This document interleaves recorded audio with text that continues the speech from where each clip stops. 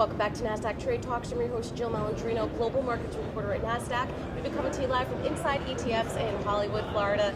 Joining me for this segment, we have Jay Gragnani. He is the Head of Research and Client Experience over at Nasdaq Dorsey Wright, and we are going to focus on a big hot topic at Inside ETFs, the growth of the ETF model portfolio. Jay, as always, it's great to have you with me, and let's talk about that. Why are we getting so much traction with ETF model portfolios? Well, it's great to be here in Florida in February. Yes, it's a great event, and as always, they put on a phenomenal conference. And as you mentioned, ETF model portfolios are certainly one of the hot topics this year, and really have been for a couple years now. But ETF model portfolios are growing in popularity to keep pace with the evolving ETF industries. We hear a lot about new products to come into market, and there's now 2,500, almost 3,000 ETFs just domestically, not to mention 5,000 globally ETFs out there.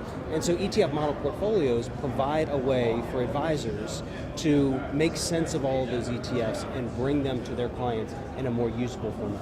I would imagine it's great for advisors too, because it frees them up to focus on other things, such as managing their clients' expectations. Absolutely, and that's a big thing. After the markets of the fourth quarter, certainly managing expectations, managing client expectations is a big part of the advisor's job.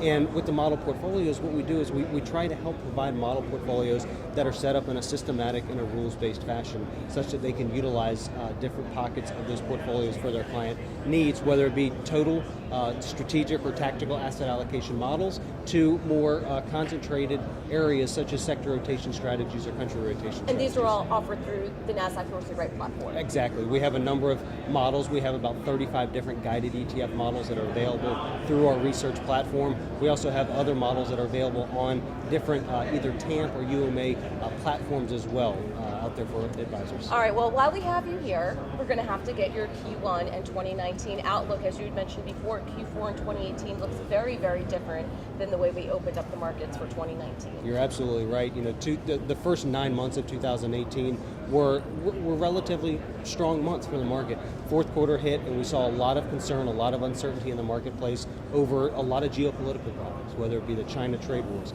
interest rate concerns. Seemingly, the market has digested a lot of that information, and we've seen the market so far in January of 2019 bounce back, seeing a very positive January for the month of market. Historically, a positive January for the market is historically a very good thing for the rest of the year. So 2019, we're looking out as equities still being an area that we want to focus on and overweight within the portfolio. Well, that's good to hear, because my 401k is still trying to recover from 2018. You know, I'll tell you another thing too that really in the 2018, another big trend that we saw reverse was the dollar. And the U.S. dollar saw a decline during the course of 2018. Excuse me, the U.S. dollar saw a decline in 17, which was a big tailwind for global equities, especially international.